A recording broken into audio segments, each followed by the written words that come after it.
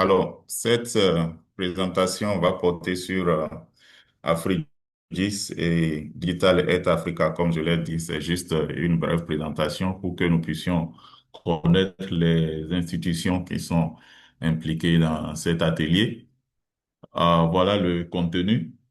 Il y aura une brève présentation d'Afrigis et par la suite, nous allons parler de Digital Health Africa brièvement, juste la vision, la mission et les applications de Digital Health à Africa. Alors, je vous souhaite d'abord la bienvenue à Afrigis.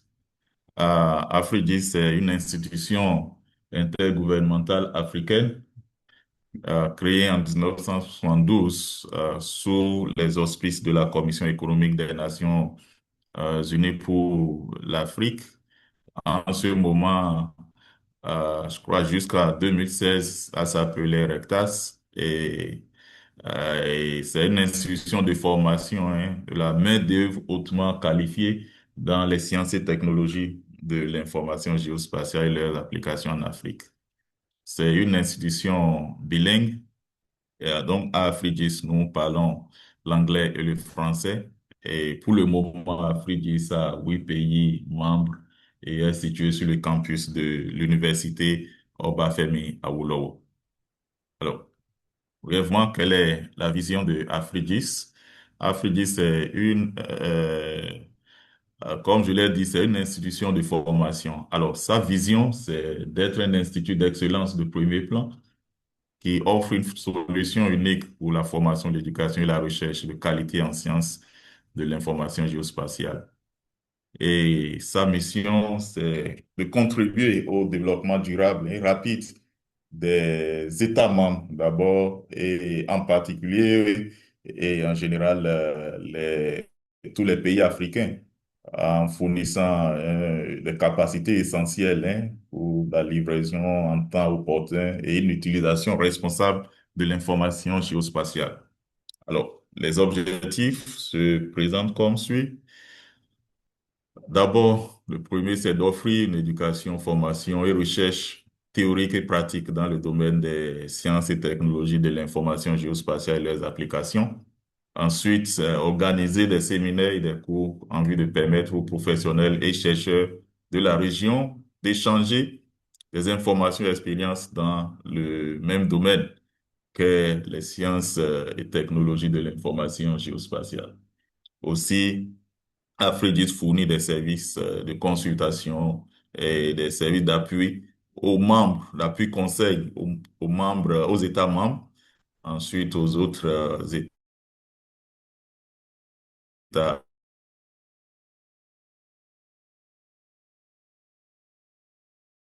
prenantes qui sont intéressés.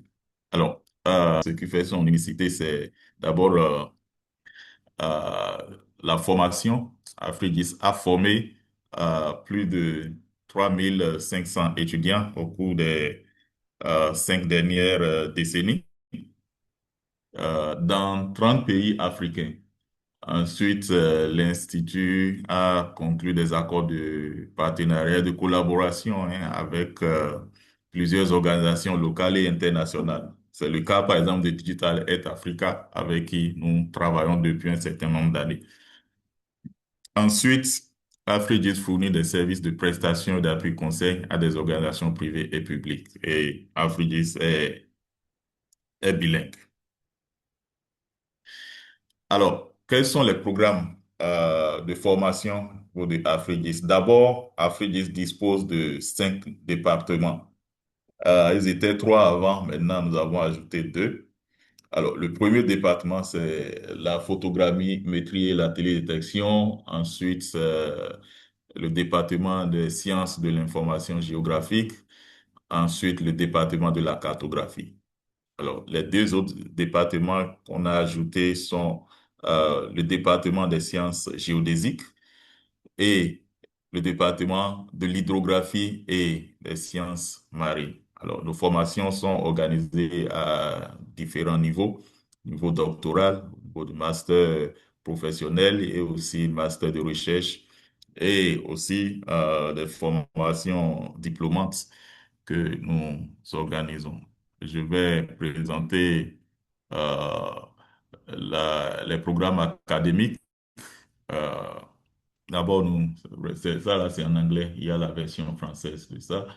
On a un programme de DUT, de diplôme universitaire de technologie en production et gestion de l'information géospatiale. Ensuite, c'est une formation de 2SS dans le même domaine. Toutes ces formations sont organisées aussi bien en français et en anglais. Ensuite, on a un master professionnel, un autre master professionnel, mais cette fois-ci dans les sciences de l'information géospatiale et la gestion foncière, organisé aussi en français et en anglais. Ensuite, on a un master recherche dans le même domaine et un autre master recherche en technologie de la géoinformation. Et ce master est organisé en collaboration avec l'Université fédérale de technologie à Akure au Nigeria. Euh, Nous avons aussi un master en sciences de l'information géographique en collaboration avec l'université d'Abomey-Calavi au Bénin. Et ensuite, un master recherche aussi en production et gestion de l'information géospatiale avec l'université Obafemi Awolowo ici, le campus sur lequel nous sommes situés. Et un autre programme de doctorat qu'on a commencé depuis 2 ans avec l'Université d'Abomey-Calavi. Il s'agit du doctorat en sciences et technologies de l'information géospatiale et développement durable. On a des doctorants qui sont dans ce programme.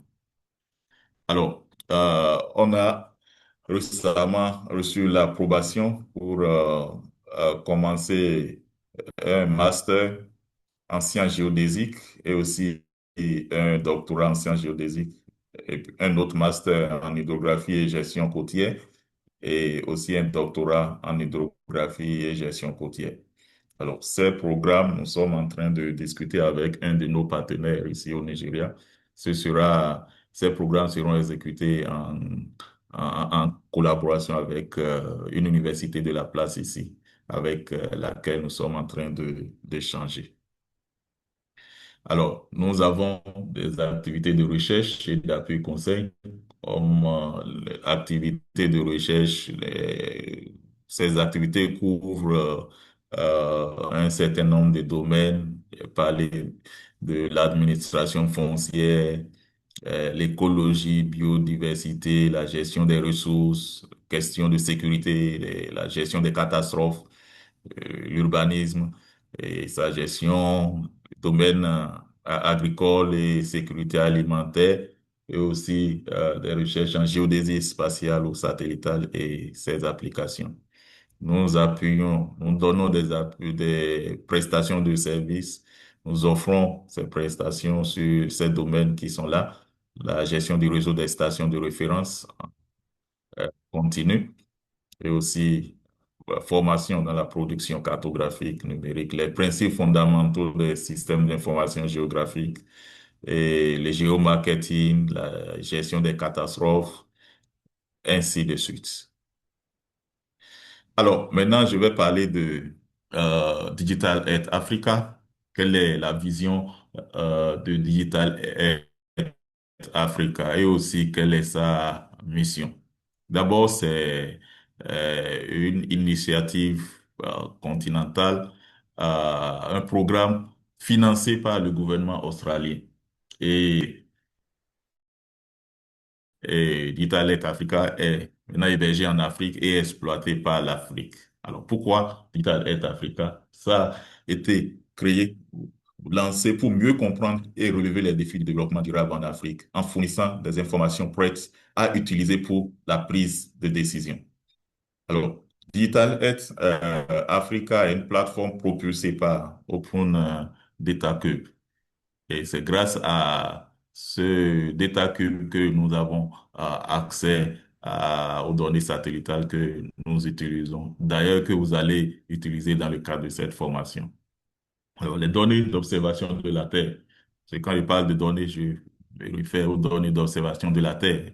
Ces données sont prises en charge prises par des satellites et cela rend facilement accessible, on les rend facilement accessibles et sont utilisés pour être transformés en services ou en information pour pouvoir appuyer la prise des décisions et relever les défis auxquels l'Afrique est confrontée dans son ensemble. Euh, j'ai déjà parlé de la vision de Digital Earth Africa. Je vais m'arrêter là pour ne pas trop perdre le temps. J'aurai l'occasion de revenir encore en profondeur hein, sur Digital Earth Africa dans la prochaine présentation.